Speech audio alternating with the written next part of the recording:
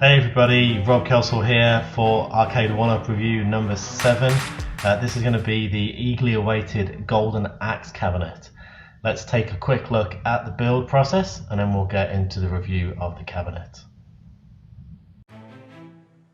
So just started building the GoldenAxe cabinet. Had to have a little jig around in the games room to move Final Fight over here to make some space.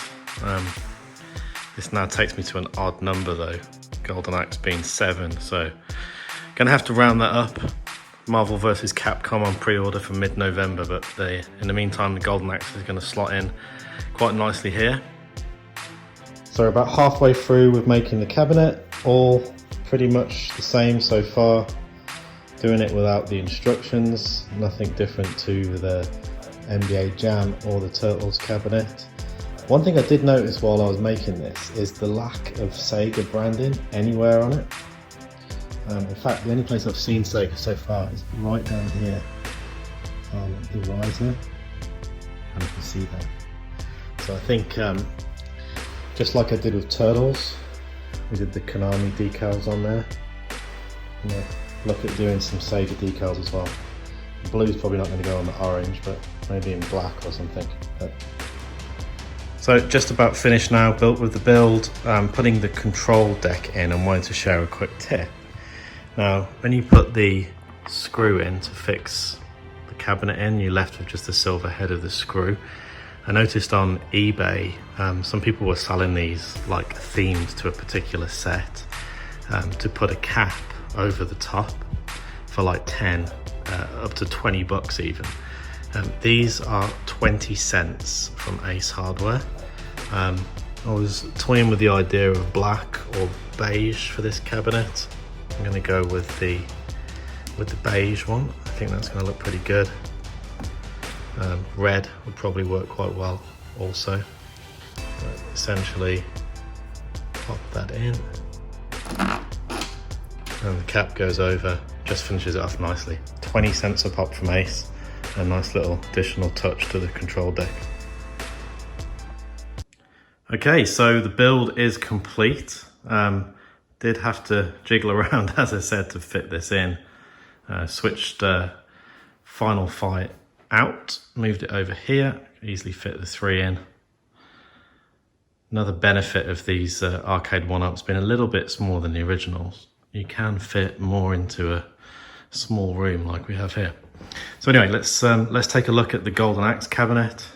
Fantastic artwork, absolutely love it. It comes with a light up marquee. This is the pre-order version from Arcade1up Direct. Been waiting quite a while on it. 4-player version, not that there is another version yet.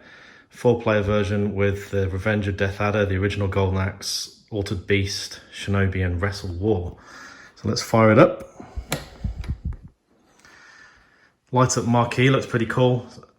Looks better actually in real life than it does on the camera here. It isn't that bright in real life. So I have noticed on a couple of reviews for this already, there's a slightly different interface which is quite nice. Lots of options on the games. Won't go into those now, such as scan lines for example. But let's fire up the Revenge of Death Adder first. I've got to say, I loved, back in the UK in the arcade, I loved the original GoldenAxe. I think that was released in 1989. This Revenge of Death Adder version was a newer version of the Sega arcade cabinets, version 3, I believe, in 1992. I don't remember seeing the Revenge of Death Adder in the UK. So if you are from the UK and you do remember playing this, maybe comment in the comments in the video.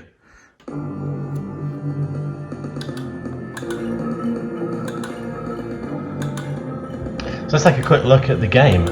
As we fire up here and select the character, As soon as the game starts, we can see straight away the additional capabilities of this Sega arcade system. This was a 32-bit system, so quite ahead of its time, and as we play through, you're going to start to see some of the graphics effects clearly superior over the 16-bit version that most people are probably used to on the Sega Genesis.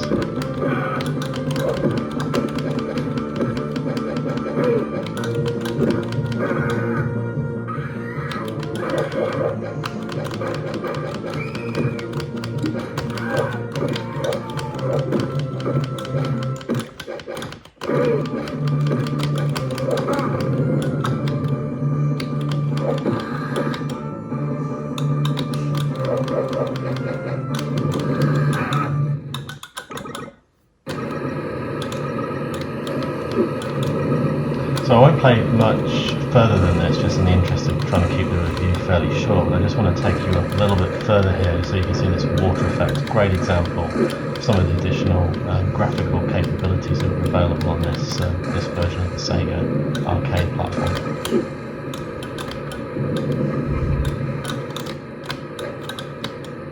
So let's just jump back to the menu and select GoldenAxe here, the original, so we can check out the differences.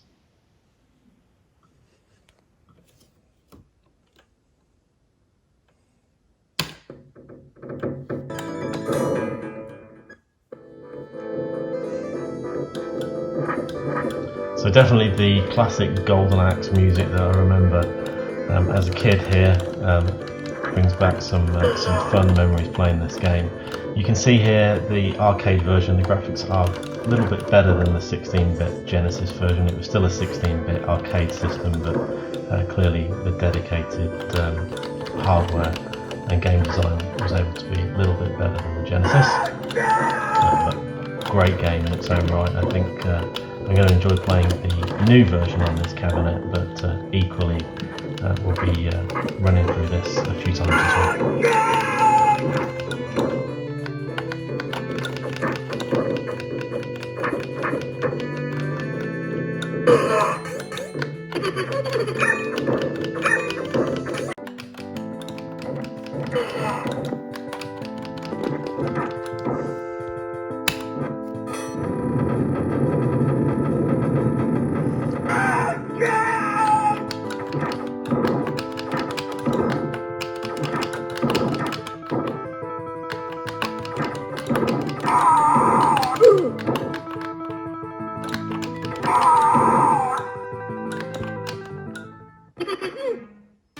So I pre-ordered this cabinet directly from Arcade1up. I want to say about 2 or 3 months ago when they first announced this cabinet. It was on pre-order at $3.99.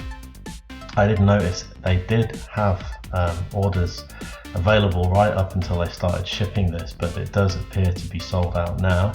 I don't think you can get it anywhere else at this point, but if you find it, I would definitely recommend getting it, particularly at the $3.99 price point. Is it worth $4.99? I think if you're a GoldenAxe fan like me, then yes it is. The other thing that I do want to point out is this GoldenAxe Revenge of Death Adder was the SM3 Sega arcade platform. It was a 32-bit platform. I do hope this means Arcade1up are now looking at some other games from that platform, like Sega Rally, for example. So if anyone from Arcade1up does watch this, please let's have Sega Rally, a driving cabinet from Sega would be amazing. Thanks very much for watching.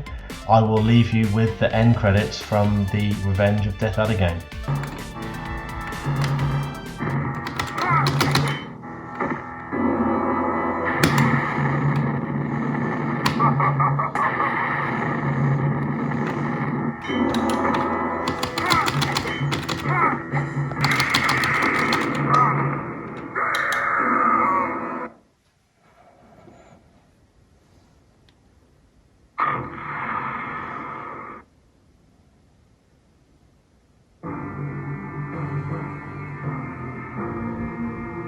And just when you think he's dead, he's not, and then back in again for the final scene.